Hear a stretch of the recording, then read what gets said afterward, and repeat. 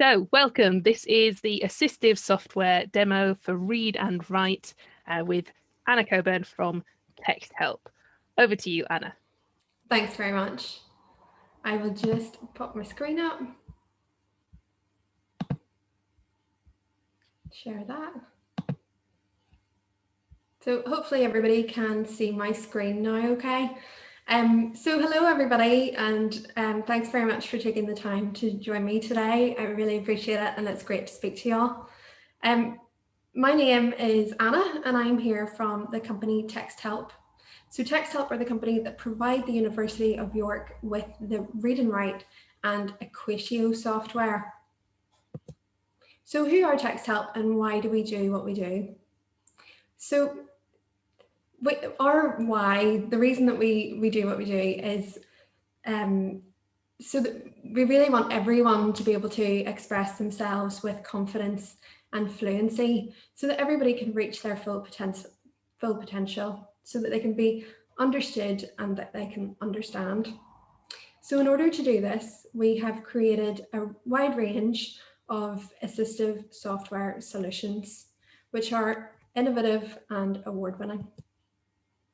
This is just a sample range of some of the higher education institutions that we currently work with.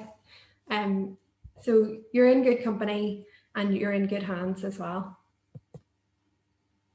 Now today's main focus is going to be on Read and Write. So what's Read and Write? Read and Write is a comprehensive set of tools, all contained in one simple toolbar. It supports accessibility across reading, writing, study, and revision. Read and Write is compatible with all platforms. So whether you're using a Windows device and using Microsoft Word, if you're on a Chromebook and you use Google Docs, if you're on a Mac, or if you're on the web or using PDFs as well, these are all fully supported, and Read and Write can work with all of these programs. So Read and Write was initially a tool for supporting individual needs, such as those listed on the screen at the moment. But really, there's so much more than that it offers as well. It really can help support everyone. There's something in this toolbar for literally everybody. I'm really passionate about that. I think there's so many tools in the toolbar that I would have absolutely loved when I was at school and then at university as well. There's so many tools that would have been so helpful. So without any further slides from me, I'm just going to jump out of my presentation now and we'll go over to a Google Doc. So today I'm going to be looking specifically at Read and Write for Google Chrome, just because that's where I work, that's what I'm used to. But if you are, as I said, if you are using Mac or if you are using Word, then you can certainly use Read and Write with those as well. So just to highlight where we can find the Read and Write toolbar, first of all, when you are working within the Google Chrome environment, it will appear as an extension in the Google Chrome taskbar. So you can see this little jigsaw puzzle piece that says RW on it. So when you open up a Google Doc, the toolbar should automatically appear at the top of your screen. If it doesn't, all you need to do is click on that little icon and the toolbar will appear. You can see that it sits at the top of the screen. It's very discreet. It just blends in with the rest of the formatting tools and other tools at the top of the screen. So I've just opened up a sample Google Doc just on the introduction to psychology. The very first feature that we'll start to look at today is text-to-speech. So text-to-speech is such an important tool for so many students. They find it so helpful to be able to actually listen to their notes and their work read aloud to them, especially when you're at higher ed level and you do have a serious amount of reading to do. So in this case, any text that you have on your computer, in this case in a Google Doc, just left click. Sorry, I don't have a mouse today, so sorry if I accidentally right click on my trackpad. All you need to do is left click at the beginning of the sentence that you want to read and press play.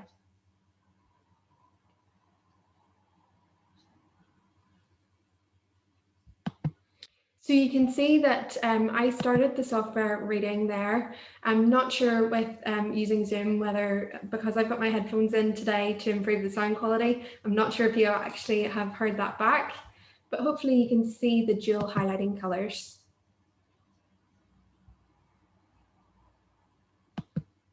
So you can see that that tracks and processes each word as it's being read aloud.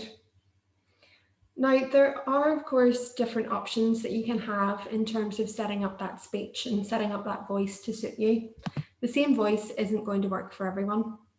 So you can just click into the three little dots on the right-hand side, click on Options, and this will take you into the Options menu of Read and Write.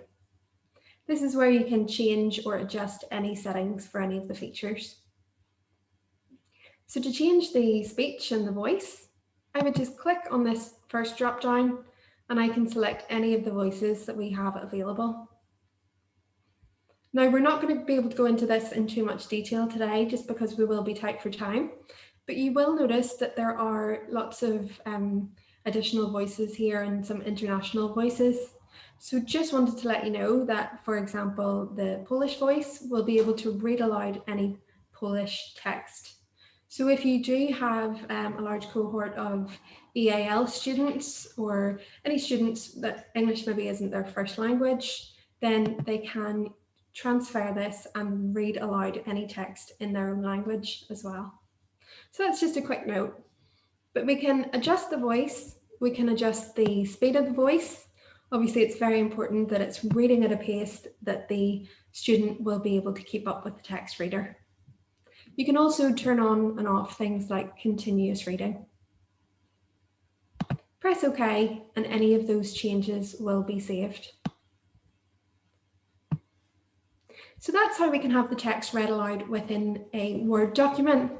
But I know that you're not necessarily always using Microsoft Word or Google Docs.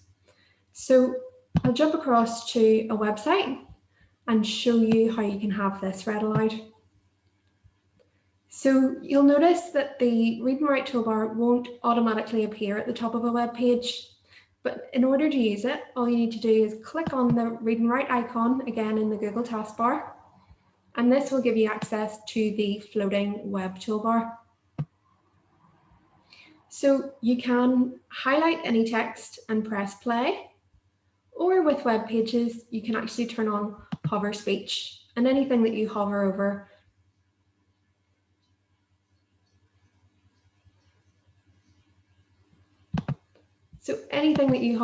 with your mouse, when you have this feature enabled, it will be read aloud for you, again with that dual color highlighting and in your preferred voice. So just sticking with text-to-speech for the moment, I'm going to have a look at PDFs as well, because I know that so many resources now are given out in a PDF format. So just to really demonstrate that you can use these tools across all of the platforms, I'm going to now open a PDF from my Google Drive. Now I have the TextHelp PDF reader installed on my computer. You can see it's appearing there in my Google Chrome taskbar up at the top right-hand side. And this means that if I have a PDF to open from my drive, I can just double click and you'll notice the little open with at the top of the screen. If I click on that and then click Read and Write for Google Chrome, this is going to open up this PDF within the TextHelp PDF reader. So you'll see that the toolbar will appear here at the top of the PDF and allow you to use all of these tools when you're working within PDFs as well. So again, if I scroll down to that second page, I can highlight and use the play, pause, stop icons, or I can use click to speak. So this is similar to the hover speech that we looked at a moment ago, but in this case, you would click on the text.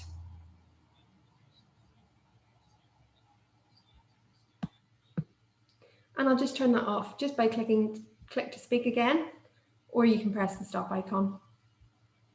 And that's going to help you read aloud that PDF. So this is great for anybody who has loads of content to read, Maybe they've got to read lots of chapters from different books or lots of reports or whatever it may be. This is so handy that you can actually listen to your work rather than having to actually read everything.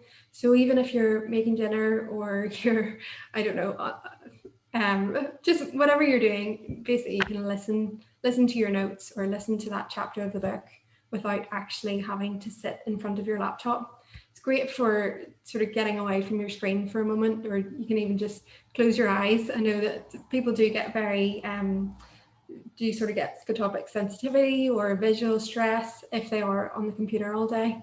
So this is a great alternative. But of course, it's really helpful for those with individual needs. If they do have dyslexia or if they are a struggling reader, then this tool is going to be invaluable. Another fantastic tool for accessing any text is using the screenshot reader. Again, this is available through PDFs, Word docs, Google Docs, through the web.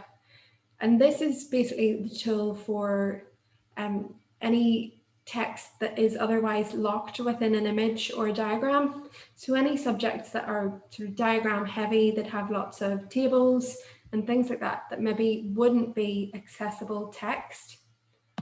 I'll pop back to my Google Doc for the sake of this. So we'll click on the screenshot reader, which is the sort of dotted outline with the mouse cursor.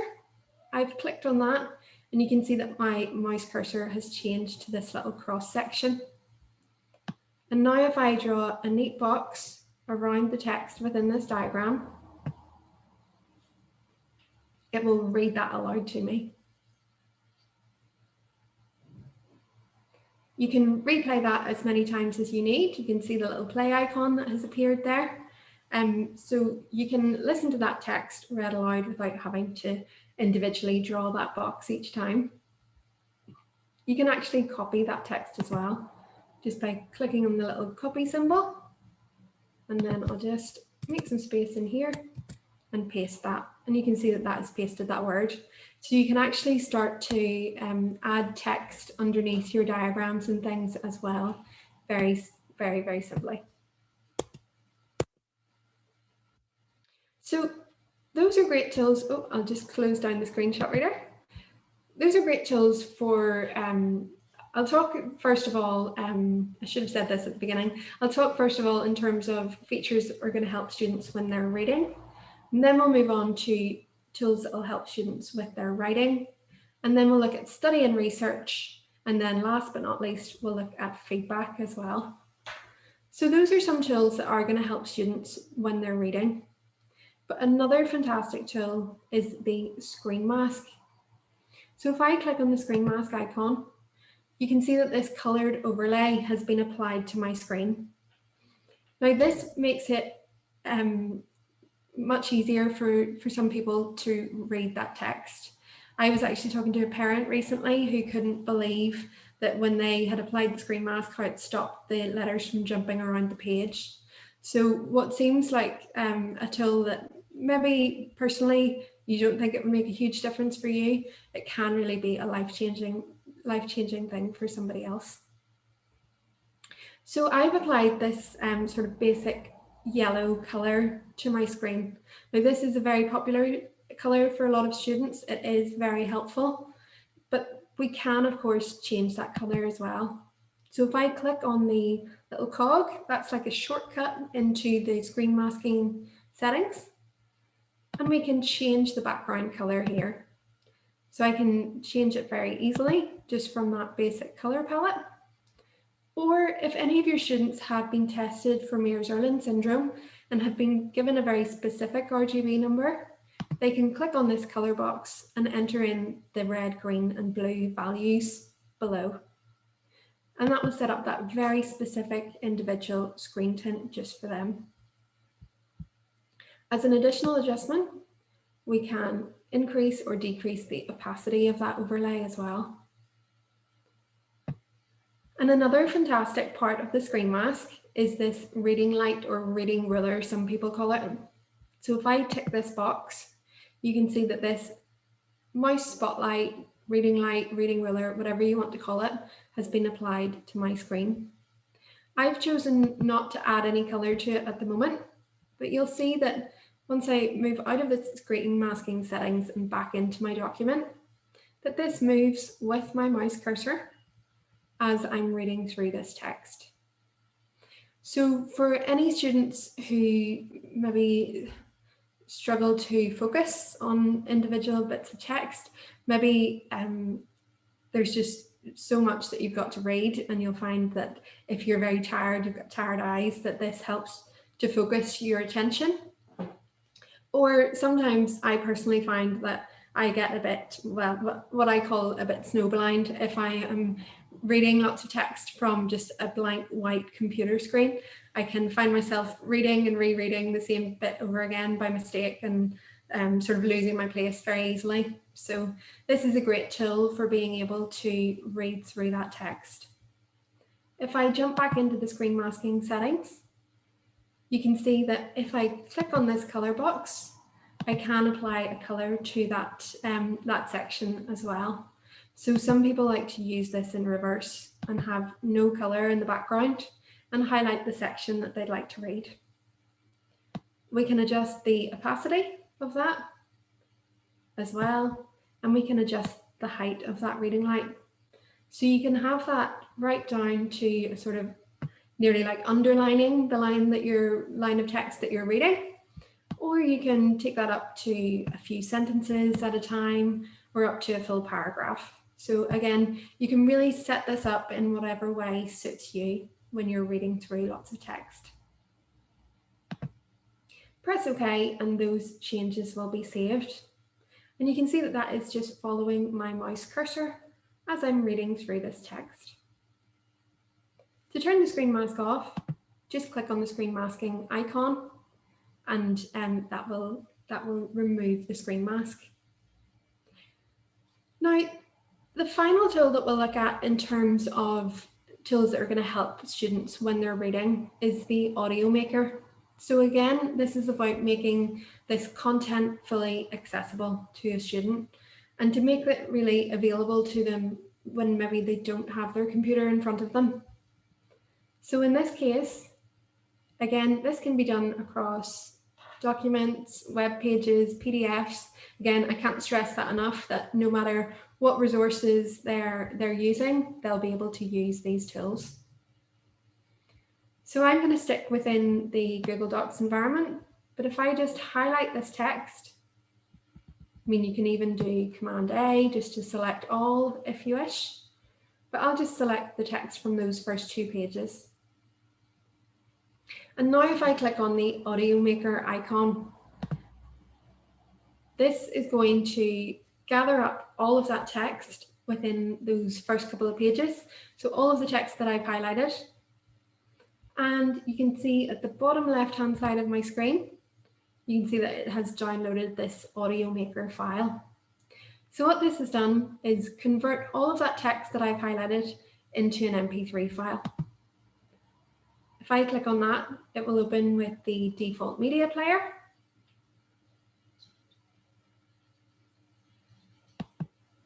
And again, I'm sorry if you can't hear that. I can hear it coming through my headphones, so I'm guessing that you probably wouldn't be able to hear it.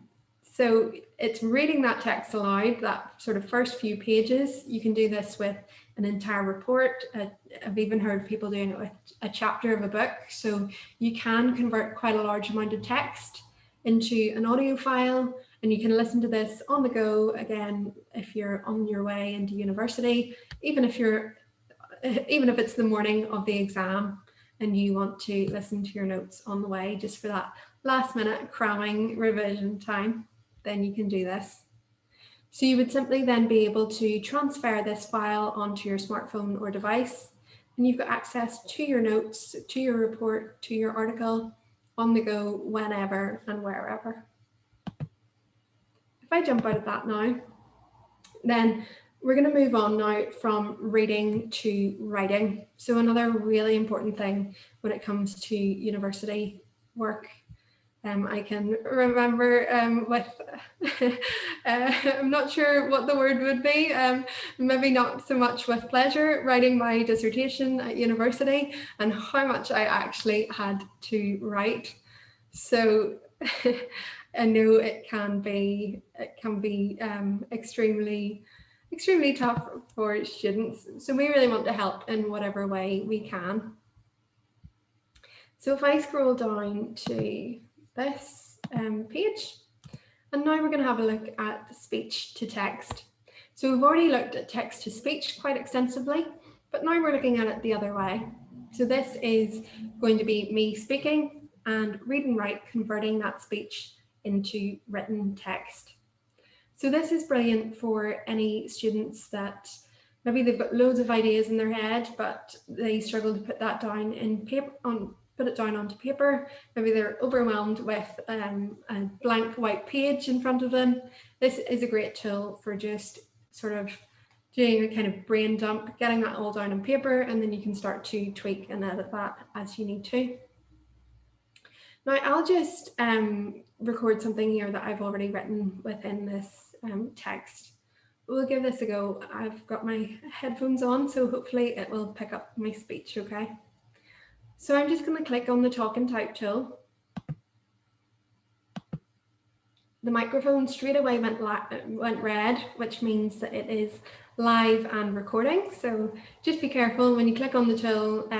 If you're not ready to use it just then you can just click on the red microphone as I did, and you can see that it will sit sort of dormant there, but it is there and ready when you need it. So if I click on this again, it will go live, it will start recording. This chapter provides an introduction to the broad field of psychology and the many approaches that psychologists take to understand human behavior. And I'll just press stop there. So as you can imagine, sometimes text or speech to text isn't particularly good, especially with a Northern Irish accent like mine, but you can see that it is really very accurate there. Now there may be a couple of things, like it has inserted a capital there, but of course you can just go in and edit that as you need to. But you can see apart from that, it has really recorded that very, very accurately. So that's a really useful tool for a lot of students, and they can use that tool if they have a microphone, or if they have sort of like a headset with a microphone, or if they have a laptop with a speaker, they can simply speak into their computer, and that will convert that into text. I use this feature a lot when I'm preparing for different webinars and presentations. I can just sort of speak, and this will convert that into text, and then I'm good to go. I'm quite a slow typer personally, so I find it really useful. Now, moving on, I'll actually just open up another Google Doc that I have here. So I'm sure that straight away a lot of you will notice that there are quite a few spelling, grammar, and homophone errors within this piece of text. Straight away you'll notice that, I'm sure. So the next thing I'll show you is our check it tool. As you can probably tell, this is going to check it. It's going to check this document for any spelling, grammar, and punctuation, and also homophone errors. So if I click on this feature, it's straight away going to underline any errors. The student can then click on the error, and they can change this within the text just by clicking on the suggested recommendation. Now, just another thing that I'd like to show you alongside check it, for any students that maybe they would, let's see if I can find a better example. Okay, yes, so this is a spelling error, as you can see. Now, there are quite a few suggested corrections for this. So in this case, what the student could do is open up the dictionary alongside check it. Now you can see that there's no match found for the incorrectly spelled word within my text. But if I hover over any of these suggested words within the list, it's going to bring up that definition for me on the left-hand side within the dictionary panel. So the student can have a quick read at the dictionary definition so that they are totally sure that they're selecting the correct word. You can see that as soon as I selected that within the list, it was inserted into the doc, and now I can move on to the next error. Again, there's no suggested word found for that in the dictionary, but as I hover over the different suggestions within the check it list, this can help me identify the correct word. So I know that maybe you're thinking when you're at the higher ed level, when you're at a university level, spelling, punctuation and grammar is pretty good, and I'm sure that it is in a lot of cases, but really it's really important not to lose those precious marks when it comes to handing in a piece of work. And just by running it through Check It, even if it's a typo or something that maybe you haven't picked up, then this will check that for you very quickly, and you can and you can be confident about your spelling, punctuation and grammar before you hand in your piece of work. To turn Check It off, just click on the icon again.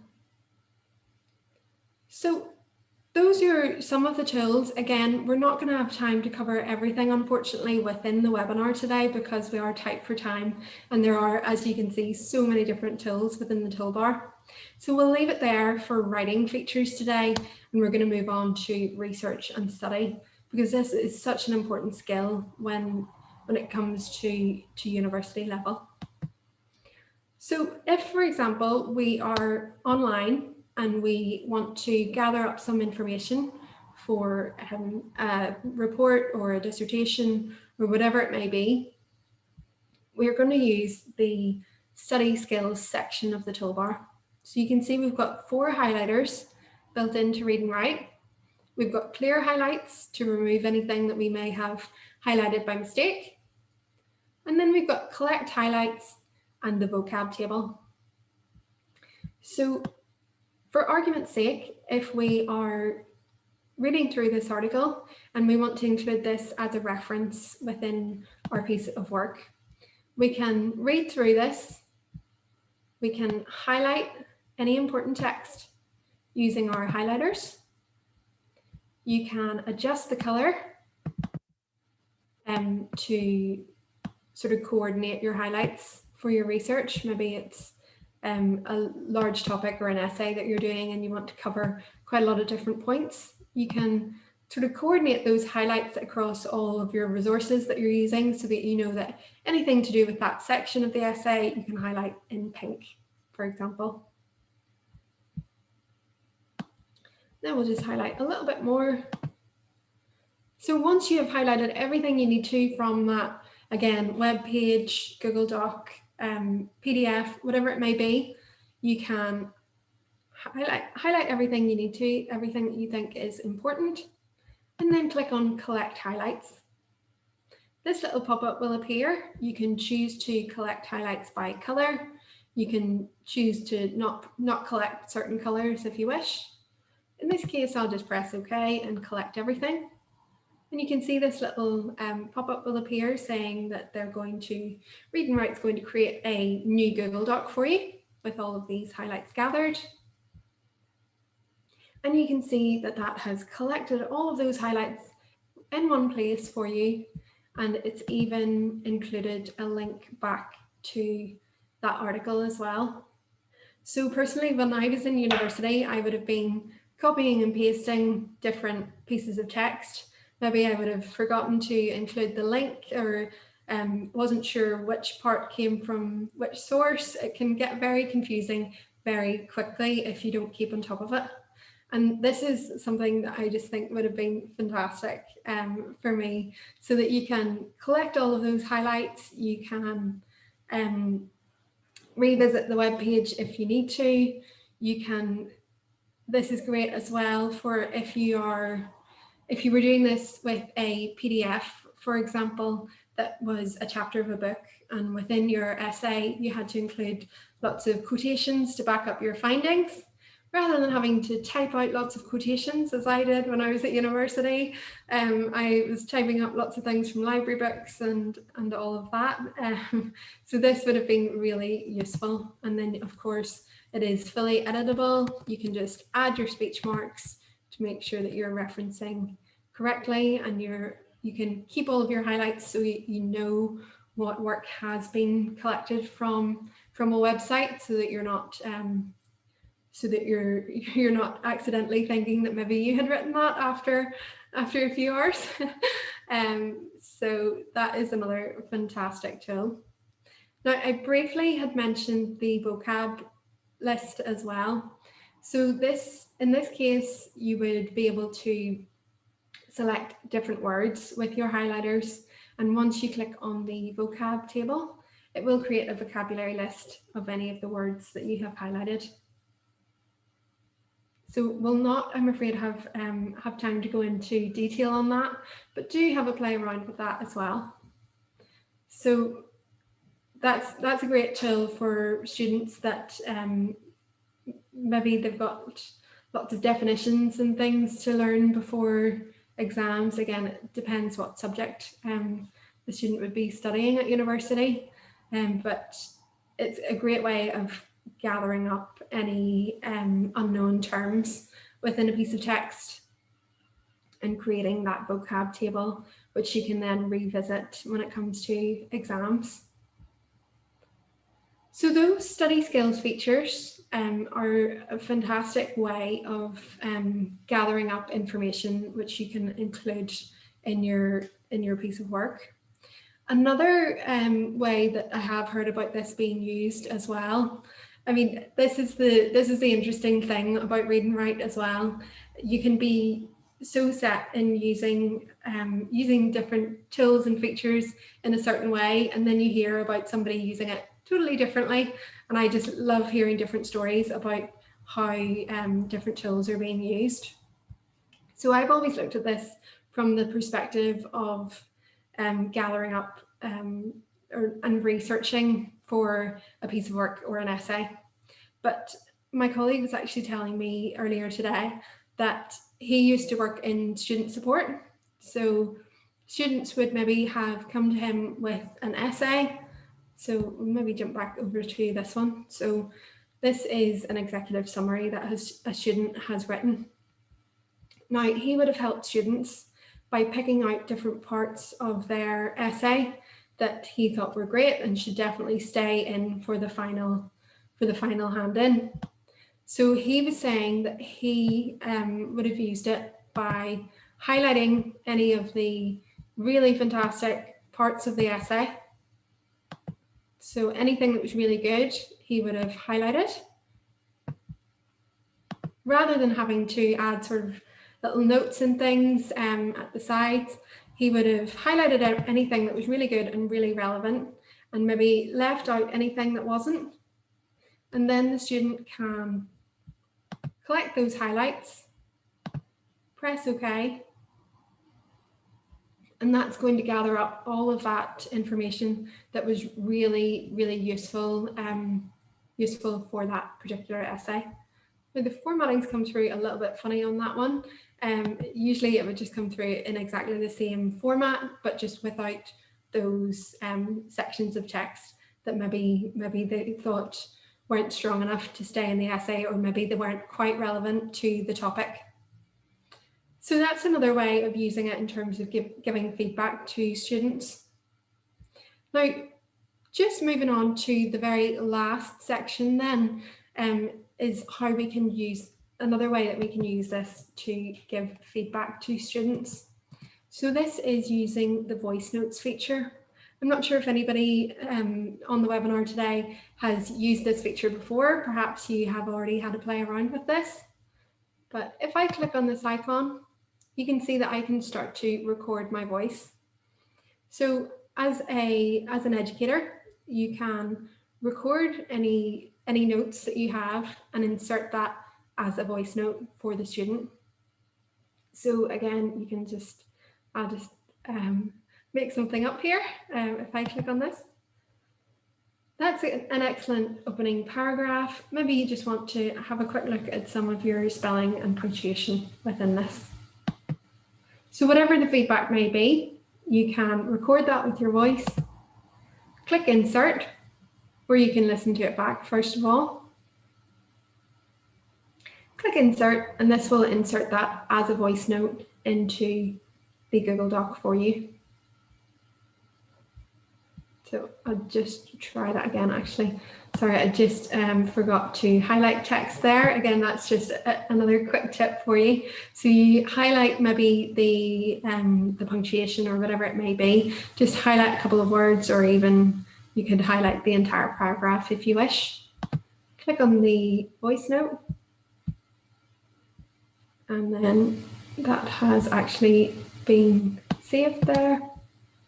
So we can hear that read back. We can re-record, so we can again say, that's an excellent opening paragraph. Maybe check your spelling, punctuation, grammar, whatever it may be. Press stop, and there will be a little insert button here, and that will insert the voice note into your text.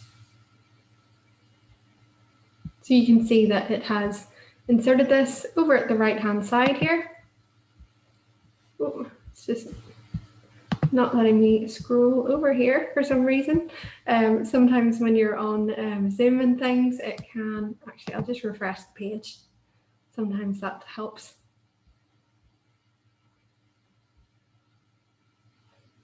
Give that a moment to load. Yes, here we go. So you can see that that voice note has been inserted into my document. The student can then press play and listen to your feedback. Some students really prefer verbal feedback. They get a lot more from it just by listening to you, especially at the moment when maybe there isn't as much face-to-face contact. You can get a lot more from an audio note than you maybe can from a couple of annotations, or perhaps even if your handwriting isn't very clear, then this is a much more clear way to give feedback to students in a way that they'll be able to understand exactly what you mean. And obviously it's also a really quick way of doing it as well. So that's really like a sort of flavor of some of the tools. We didn't get a chance to cover everything today, I'm afraid, but what I would recommend is that you go and have a look, have a play around with Read and Write, play around within a Google Doc, within a web page, within a PDF file. You can just see everything that it has to offer. It does give such a wide range of tools that are going to help support every student within your university. And oh, actually, just before I jump back to my presentation, I know that we did cover Read and Write through Google Chrome within today's webinar, just to make you aware of how you can find Read and Write for Windows. It will appear as an installed desktop icon. So usually it will appear on your home screen, on your homepage. Just double click that, and that will open up the Read and Write for Windows toolbar, which will again integrate with Word documents, and you can also use it with web pages as well. Just give that a second to open. You'll see that again, it sits at the top of the screen. It's got all of the same tools. So we've got Check It, we've got the dictionaries, we've got text to speech, screenshot reader. We've got all of those tools that we've just looked at, but within the Windows toolbar. So now I'll just pop back onto my screen. So do feel free to reach out to the team. We're here to help. We'd be really pleased to hear from you and hear about the ways that you are using Read and Write. As I said, I love hearing different stories about how it is being used and being useful. So we really do love to hear those end user stories. So please do feel free to reach out to the team at the email address customercare@texthelp.com. Now I can see that there are quite a few questions coming through, so I think we do have time to answer some of those. Hopefully we'll get through all of them. I haven't seen what the questions are yet, so we will have a look through those and hopefully answer those for you today. Yep, a couple of questions you actually answered in the process of your demonstration, so we'll go back, but a lot of the comments in chat are just saying how useful it is as a tool. So thank you for enlightening us. That's been really, really useful, Anna. Thank you. So somebody's asked, how many languages does it cover? This was going back to the very beginning of your demonstration. Oh my goodness, I'm honestly not quite sure on the number of languages, but I will say that I've never come across a language that it hasn't supported. So if there is a particular language that you have in mind, go and have a look in those in that speech settings drop down and have a look at the different voices that are available there. Great, thank you. Also, there's been a lot of love for the reading ruler. That's such a useful tool, isn't it? And then someone else has asked, if you're highlighting from an online book, will it also provide the page numbers? No, when you are using Read and Write for, to be honest, I would need to double check that. I think the way that students use that on Read and Write for Google Chrome is that they would highlight the text within the page and highlight the page number, and then it will collect the text and then the page number beneath it. So that's the way that you could sort of get around that. Then when it comes to Read and Write for Windows, it does give you sort of a good kind of referencing there. So again, that's another one to play around with. You can select different referencing formats and things as well. So go and have a look and have a play around with that. It would be my advice. Great. Yeah, a lot of people have said that that they're thinking that this has been really helpful, and that they're going to now go away and have a play, maybe even use it for themselves, because previously they've been recommending it to students, but actually it has a lot of use and application for people who aren't students as well. There's also some useful links in the chat if you haven't seen them, for installing TextHelp and getting some more support for TextHelp. But I think that's the end of the questions. If anybody else has a question, quickly type it out now. We have about a minute left of the session. Yeah, brilliant. But there's also the email address on the screen, customercare@texthelp.com, so you can get in touch directly with TextHelp if you would like to know more. Otherwise, thank you so much, Anna. That was really, really helpful and interesting. And what a wonder that technology can be to really help people in this way. It just opens a lot of doors for people, doesn't it? So thank you so much for that. No problem. Thanks very much for having me, and thanks everyone for taking the time to join me today for the webinar as well. Really appreciate it, and it was great to speak to you all. Wonderful. Thank you so much. All right. Bye for now. Bye-bye.